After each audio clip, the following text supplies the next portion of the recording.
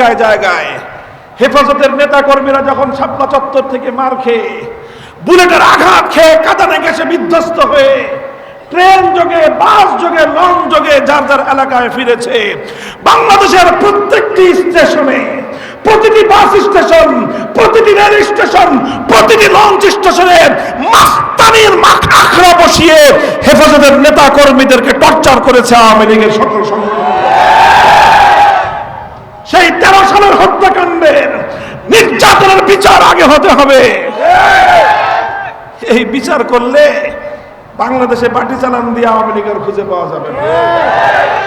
এরপরে যদি খুঁজে পাওয়া যায়, তারপরে তাদেরকে বাংলাদেশের রাজনীতিতে আসবার জন্য আমরা স্বাগত জানাবো। তবে আসার আগে ওই কথা ওইটাই, এই দেশে রাজনীতি করতে হলে এদেশের আলেম ওলামাদের সাথে, ইসলামপন্থীদের সাথে এই বিতর্কের মীমাংসা করে আসবেন। আপনি আপনার রাজনীতি করবেন, আপনার যে মতবাদের ইচ্ছা আপনি রাজনীতি করবেন। আমরা যখন আল্লাহর কোরআনের রাজনীতি করতে চাইব, আমাদের রাজনীতির পথে বাধা তৈরি করতে চাইলে যেখানে বাধা আসবে সেখানেই লড়াই হবে, সেখানেই লড়াই হবে।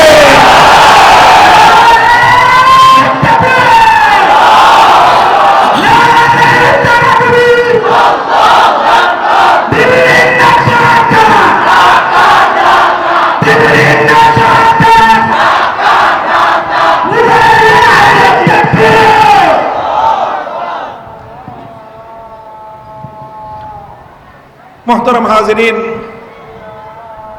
আমি অন্য আরেকটা কথা থেকে এখানে এসেছিলাম। বলেছিলাম, আমি আপনাদেরকে বুঝিয়েছি খেলাফত কাকে বলা হয়। আমি আপনাদেরকে বলেছি মানুষকে কেন খলিফা বলা হয়। খলিফা এটা হলো আল্লাহ পক্ষ থেকে প্রদত্ত মানব জাতির জন্য সর্বপ্রথম পরিচয়। আল্লাহ মানুষকে প্রথম মানুষ বলে পরিচয় করেন নাই। আল্লাহ মানুষকে প্রথম আদম সন্তান বলে পরিচয় দেন নাই। আল্লাহ মানুষের পরিচয় সর্বপ্রথম দিয়েছেন মানুষ হলো আল্লাহর খলিফা। আর খলিফা অর্থ কি? খলিফা অর্থ হলো আল্লাহর প্রতিনিধি। প্রতিনিধি মানে হলো বিধান হবে আল্লাহর, বাস্তবায়ন করবে মানুষ। এটাকেই বলা হয় ইসলামী রাজনীতি। এই ইসলামী রাজনীতি যদি কারো পছন্দ না হয়, বেটা তুই ইসলামের নাম মুখে নেস, লজ্জা হওয়া দরকার। ইসলামের আদর্শ তোমার কাছে ভালো লাগে না, ইসলামের রাজনীতি তোমার কাছে ভালো লাগে না, আল্লাহর বিধান তোমার কাছে ভালো লাগে না, কোরআনের বিধান তোমার কাছে ভালো লাগে না, তো মুসলমান পরিচয় দিতে এত ভালো লাগে কেন তোমার?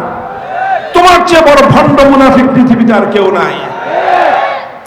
অথচ এইভাবে 50 বছর ধরে দেশের মানুষকে ইসলামী রাজনীতির বিরুদ্ধে আওয়ামী লীগ ধর্ম ব্যবসা, ধর্ম ব্যবসা, ধর্ম ব্যবসা বলে বলে ইসলামী রাজনীতিকে কটাক্ষ করেছে। এটা হলো আওয়ামী লীগের সবচেয়ে বড় অপরাধ। দুঃখজনকভাবে আমরা লক্ষ্য করি আওয়ামী লীগের এই সকল অপপ্রচার, আওয়ামী লীগের এই অপরাজনীতির শিকার হয়ে ইদানিং বিএনপির কিছু কিছু নেতার মুখেও এই কথা শোনা যায়। হুঁশিয়ার করে দেই, সতর্ক করে দেই, আপনারা ইসলামী রাজনীতি করেন না, এটা ভিন্ন কথা। এটা আপনাদের ব্যর্থতা, দুর্বলতা, এটা আপনার ইমানের দুর্বলতা, এটা আপনার ইসলামের দুর্বলতা।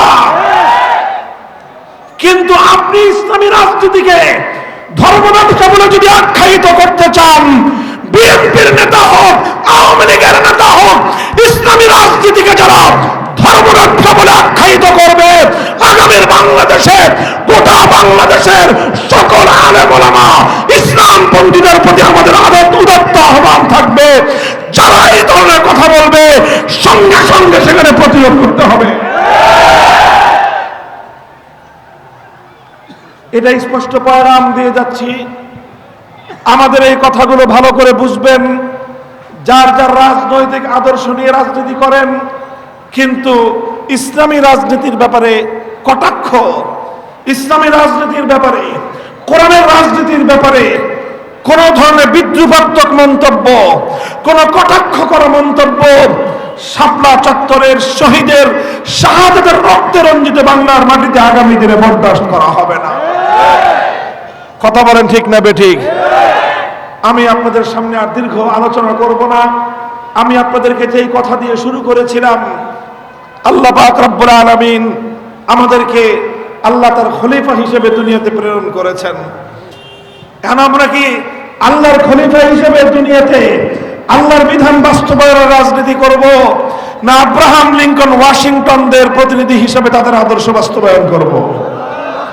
আমরা কি আল্লাহর প্রতিনিধি হিসেবে আল্লাহর জমিনে আল্লাহর বিধান বাস্তবায়নের চেষ্টা করব, না কার্ল মার্কস, মাও সেতুং, লেনিনদের প্রতিনিধি হিসেবে তাদের আদর্শ বাস্তবায়নের চেষ্টা করব?